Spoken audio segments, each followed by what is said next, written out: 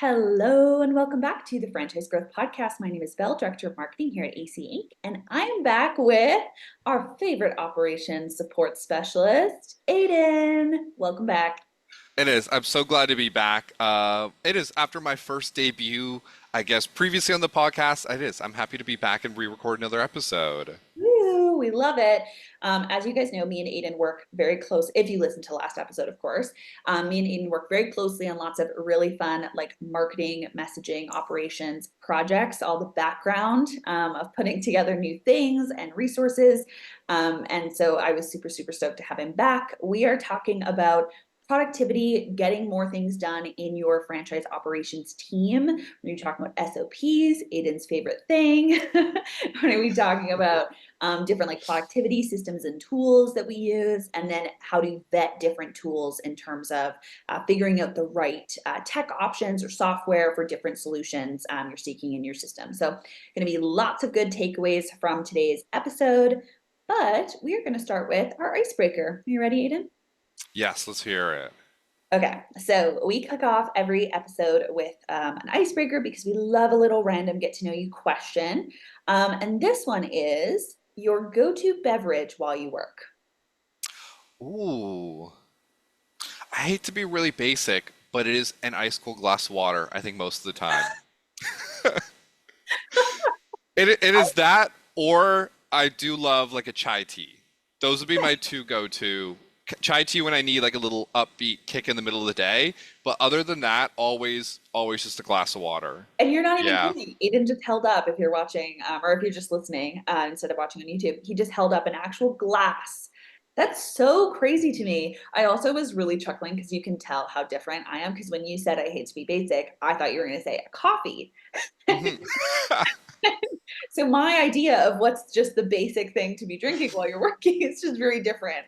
That's so funny. In fact, I also have water always with me. My little straw situation over here, because it's so important to be hydrated while you're working. Yeah, absolutely.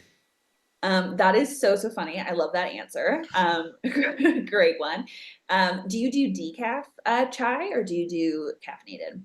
I do caffeinated, but I limit myself to like one a day. I'm not a big caffeine person. I rarely have it. So it's when I really need that like kind of up kick at like 3 p.m. in the afternoon after I've already been sitting at my desk all day and need that little boost of energy. Chai tea, especially since I'm in Ontario here during the winter, like a nice hot cup of tea in the afternoon is just like the perfect pick me up. So, You are definitely not a caffeine guy because one cup of tea would do nothing for me. oh no. That's really, really funny. Wow, I learned something new about you. My answer is also water. Actually, now that I think about it, I do always have my goal is always to fill my Yeti big tumbler thing, fill it 3 times a day. That's my goal. So I don't have to actually drink the last one necessarily, but I have to fill it up 3 times a day. And that's kind of just the mental thing in your head where, and then if it's filled, I'm going to be drinking it. And so I think that's a good technique. But mine is definitely a coffee. I love to have a coffee while I'm working. Um, that is so funny. I love the actual glass. I love it. Always.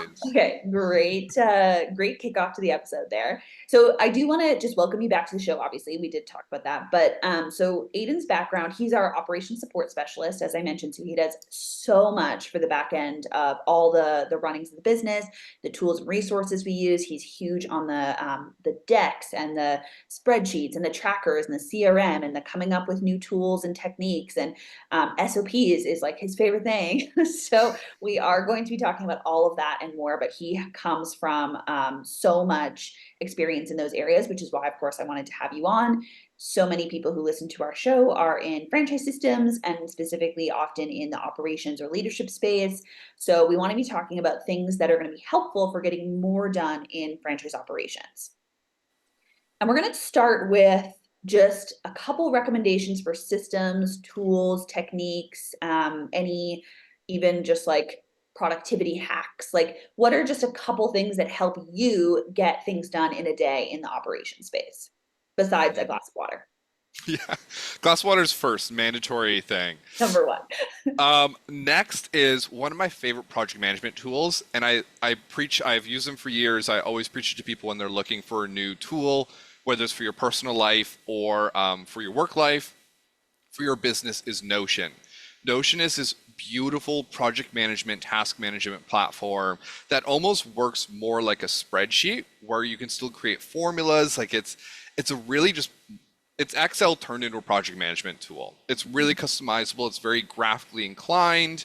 So that's one of my favorite tools that I use personally to keep track of all of my personal expenses and even my TV and movie watch lists I have in there. Then also my to-do list and everything I do for AC as well. So That's my new favorite really, tool. I can't believe we share the same product management tool. I feel like we are even closer than ever. That is crazy. I just switched to it very, very recently, really, like in the past maybe 3, 4 months. I'm obsessed and I hadn't even thought about it, but you're nice. so right. It's like a spreadsheet. Yeah, and it's so customizable. You can do so much with it.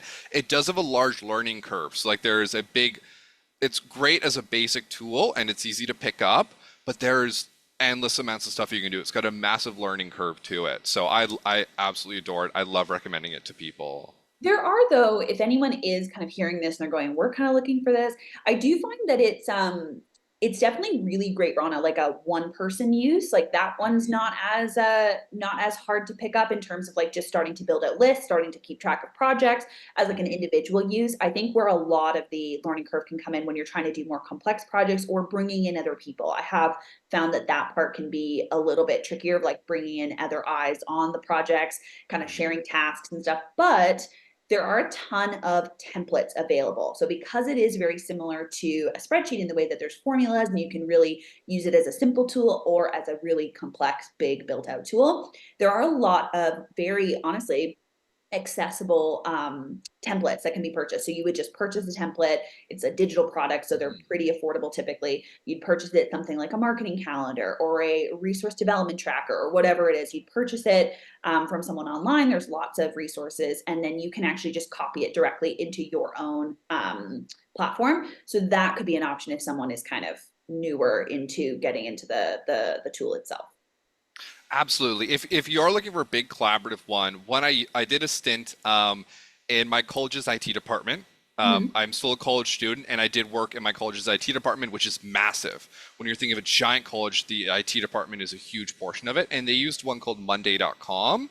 I have used that That one as was well. a very popular one as well, and really helped keep track of the IT team all on one platform. It was very well at doing a collaborative project management platform, Yeah. more so than Notion, which is really great for an individual. Can work as a team, but Monday.com I thought was a great collaborative one.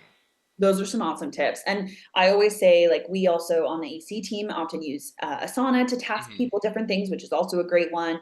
I've used ClickUp, which is very, very similar to Monday.com, but always with project management. Last thing we'll say on it, promise we're moving on to more tips. But the last thing I'll say is I do find with project management tools, people are often kind of a bit confused by like there's so many, they all have different styles. Ultimately, a lot of them are going to be very, very similar. Monday and ClickUp, very similar. Asana, very similar. Notion, a little bit different in the way that it is more like spreadsheet based. But again, a lot of these are, you can use them in very similar ways. It's kind of about figuring out the top few things that really, really are important to your company and your brand with the project management, and then picking one that works for that. And there's always going to be things that work better on a different one, but it's just kind of a picking one, becoming pros in it, and then leveraging it to the best of your ability. Yeah. Okay. Well, it is. I'll shut up about systems then and tools because I could go on and on. I have No, no, so no, no. many I of was just them. going to ask if there was any other tools, any other types of productivity things besides a project management tool, because we did we got deep into it. There's some good tips in there. Yeah. The next one that I was only recently introduced to because of Async was Zoho One, Mm, which is a it's a tool for every single tool you could ever imagine. I mean, Zoho One encompasses, I think they have 40 plus applications that all fall within this one Zoho One bundle, all under the Zoho name. They all integrate with each other. They all work together. High level, it's a CRM tool, but mhm. then you have Zoho Surveys, Zoho Sheets, Zoho Forbes, Zoho Flowchart, like so much. So as far as if you're looking for kind of a one solution tool that solves a bunch of your potential needs or wants in different tools, especially when you don't want to have a project management tool and then this tool and then this tool and this tool and you're signing into a million different things. Yeah. Soho is great. It's a nice one-stop shop for a lot of your CRM and just general business tool needs. Oh, I love that one. Yeah, you and I work a lot in Soho together, and it's been really Mhm. cool because it encompasses all things from marketing to forms I to forgot. Yeah. CRM to like it really does cover a lot. And again, you work in so many areas of it, and you had even forgotten it's our social management tool. It's all of Yeah. them. So yeah, that's a really really good one for if you are wanting kind of one ring to rule them all. Like one source for everything. Yeah. That's awesome. I love those. One other one I would find for productivity in terms of operations is having a really great communication system. So just knowing like who to be reaching out to for different things, whether that's the field coach team, reaching out to the resource development team or the leadership team, like having a really solid communication system in the operations department is so so key, especially when it comes like bringing in marketing people, like because marketing is often working with franchisees a bunch as well. So that's one that I think and that's actually going to segue us right into our SOPs topic, but having a really clear understanding of who to go to with different conversations or different ideas or strategies or challenges is really, really great for operations because that department touches on so many different parts of a franchise system. I do find that having a very solid, like, here's the topics that this team would go to this team with. And I know that might seem like overkill, but sometimes it's honestly very helpful. Like, if a franchisee has a problem, at what point do we bring in leadership? At what point do we bring in the marketing team to be talking about, right? So I think that type of process or kind of built out resource can be really, really helpful, which segues us perfectly into SOPs, which I wasn't joking, is actually Aidan's favorite thing. He loves them. And I'm going to put you on the spot here, Aidan, for some tips on SOPs, tips on building them, tips on I don't know if you have like a structure you like using or a best way to put them together. I know in our last episode, we talked about reviewing things like SOPs kind of annually and being proactive, but let's just give some tips on creating and updating and building out SOPs. Okay. So right off the bat, I'm gonna get on my soapbox, which is what one of our other members staff says all the time, Yeah. and I preached it on the last episode as well, flowcharts. When you are starting to build a standard operating procedure, a flowchart is your best friend. It helps get all those thoughts that are usually in your head as an operations person out into something, a super simple form that's easy to review with other team members to make sure that the flow is right. It's easy to review with your field coaches to make sure that, hey, this is actually how this process goes correctly. And it's a great tool that can be shared with lots of people to make sure everyone has a proper understanding before you actually go and devote a bunch of time to writing out a standard operating procedure. My next one is templates. I love starting with a template, whether it's even if it's your first SOP ever and there are no SOPs that currently exist in your company, start with a template, or even if you've already got a bunch, maybe there's a template that keeps consistent form and consistent understanding that can then be applied to your SOPs. Because that's the one thing is I find SOPs do come in all different shapes and sizes and forms, but it's good to keep consistency across them all as well to keep a consistent understanding. Oh, hey, this means this, and this means this, and this header is okay. This and this hyperlink looks like this. So consistency is key, and templates help a lot with that. Amazing. For that, I love doing two styles: a booklet, which is typically a longer form SOP, something that's going to be 5+ pages. It's going to be made up of a large amount of steps or a large amount of resources embedded in it. It's going to be a big booklet style SOP, and then having a template for individual ones where it's just a 1 or 2 pager. Because there's going to be different needs depending on how big the SOP is going to end up being or how big that process is. And having those two base templates really helps keep consistency across as you share and develop them more. Ooh, I love It's a great starting point. That's a really, really great one. I'm going to share one of the ones. This is a tip because I've worked with you on building out SOPs that I really loved, and that if someone hasn't tried doing this, when you kind of walked me through what it would look like, it was really, really helpful. Which is having someone record themselves, like record their screen doing an activity, and then sending that through to someone who has the template, who's in charge of the resources, who's in charge of the formatting. So instead of me kind of trying to imitate like the structure and the steps and all of that, even if I do have a template, it was really nice having it be like all I have to do is, and especially with really busy teams, franchise systems always have so many things Mhm. happening. So having it be, oh, we're starting a new process, or we have this new tool we're using. Here's how to do this in it. And someone just records their screen and goes, here's how to do this, here's how you do this other thing. And not having to keep in mind myself about things like, do we need to have this in two separate SOPs? Do we need to have this as one long one? And having someone not be like the keeper of the keys or anything, like nothing crazy. Obviously, other people can develop SOPs as well, especially with helpful templates. But it was really cool having us do it that way. I found it very like, oh, Mhm. I'm capturing every single step. It's not just in my head going, what do I do at this point? Like, oh, what would I do after that? What do I do? You are actually having someone watch you do those steps, and also not see it through your own lens of like, I do this all the time, right? I build out a franchisee resource like this all, every day, or I track, franchisee data like this all the time. So you're not really thinking about what does actual individual steps look like if you were to train the next person on this new tool, or what have you. So I thought that was a really cool process that you kind of walked us through how to do it. And then I got to kind of review it and make sure every step that I wanted. It was just a really cool way to do it. And I thought that was a really good tip as well. It is that kind of leads in. I had two last tips, and that was Yeah. one of mine. One of my tips was write the SOP like it is your very first time doing that process. Mm, Because for some people reading that document, it is going to be their very first time. So watch out for using specific acronyms that people might not know. Watch out for using specific verbiage that people might not know.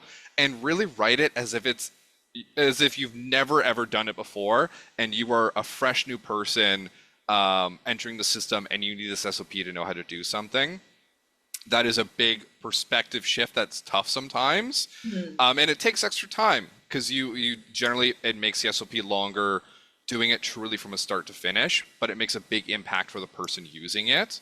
totally. And then my biggest pet peeve, file names and file management, especially if you were using a cloud drive. So many SOPs and documents sometimes get copied and converted and updated and they're the same documents in four different folders with slightly different names. Manage your files, naming conventions properly, whether that's simply a date in brackets of when it was last updated. So Mm, if you go searching your cloud drive, four files might pop up with the same name, but that date there quickly indicates which one is the newest. yeah, Whether it's file management, archiving old ones, making sure archive old ones, and making sure things either only live in one place and they're not copied and duplicated all over the place is a big thing for SOPs, especially for a larger system like you mentioned. A million things are going in all the time. Little updates might be made here and there, and little versions and new versions are created. So manage those file names, whatever works best for your system, and manage those files and the folders for your cloud drive as well. totally. No, that's a very, very important tip. It's not the most sexy key takeaway, but it's a very, very No. valuable one. um, Okay, let's move on to our last topic here in terms of the getting more things done. We've gone through the some different systems and tools, gone through some of the SOP tips. There were some really, really good ones in there. I think if anyone works in that area of operations, that's going to be super valuable. And then the last one, which is something you are so good at, and you've taught me a lot even about how you go about this process. And it's vetting different tool options. And this is something that happens a lot, not only in operations, in marketing departments, in leadership teams. This happens all the time where we have an issue or a challenge or a new thing that we're offering, or perhaps we're even just updating something like our current CRM because it doesn't, involve the right things anymore, or a project management tool, or whatever that looks like. But we're looking for a new solution to a challenge, either an existing thing that's currently getting solved by something, or something brand new, like when we were building out our academy course curriculum to the public and we needed a platform to build it on. And you are incredible at the vetting process of these. So, kind of putting all the information together of like, what do we need? What are the priorities? You use that a lot. Like, what are the priorities of a Mhm. tool? And then kind of going around and finding the different options, so doing the research, figuring out kind of what are the key things we need to be capturing the data from, demo calls. So walk me through what that process looks like from your end, because I've seen it in the works. Like I've seen, the sheet that you deliver where there's the different options and a couple video explainers and all that kind of stuff. But walk through like what that looks like on the back end, because I think this is a really good process for someone to keep in mind if they work in ops or systems or tech even, and are wanting to kind of propose different options in terms of tools. It is. One thing you mentioned right off the bat was determining your must-haves and your nice-to-haves. That Mm, is super important starting point, especially not just what you think, but go to your core users who are going to be using this platform and determine those must-have lists and the nice-to-have lists for sure. That's going to help whittle down, especially when there are so many tools available nowadays for so many different solutions. That's going to help kind of whittle down your list a little bit.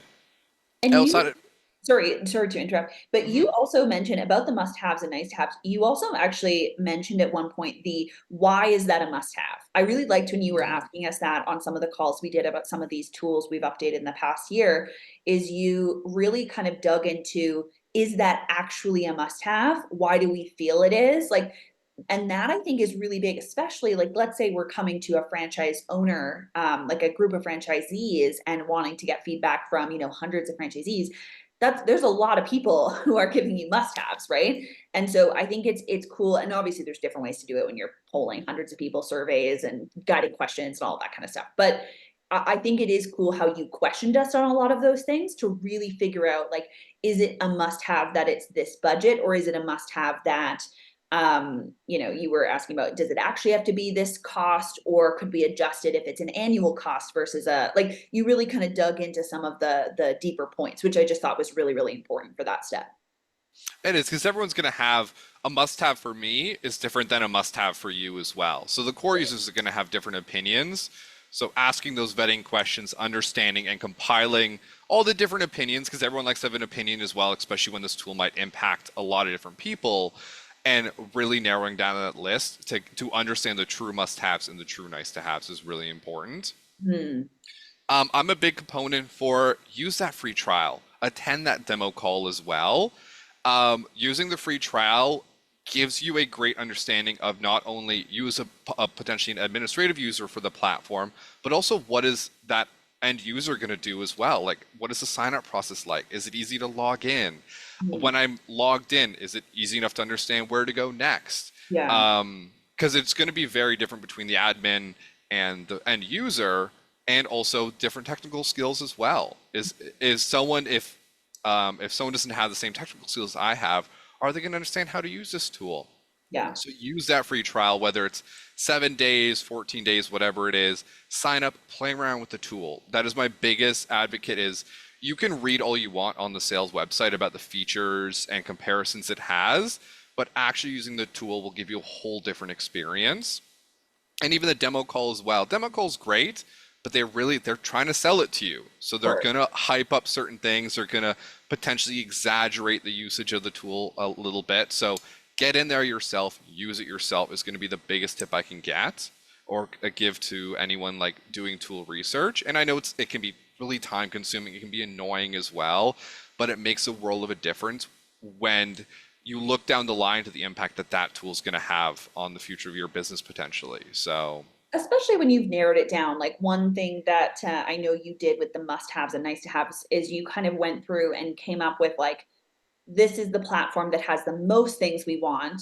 This is the cost. This is the, unit number. Like it was just all the information mhm. kind of, and then you really only like trialed, I think it was the top three for one of our recent ones we were looking into, was like you kind of use that information to go find the top options instead of like trialing all the things or going, oh, this one looks good, and then spending tons of hours trialing it. Like you really did. And then you kind of showed us what it might look like. You did these kind of 5-minute videos of like, here's me moving around on this, in this tool. Here's how we would kind of show people how to use it. So you did kind of narrow down the options before going and doing those trials and kind of spending time in the tool.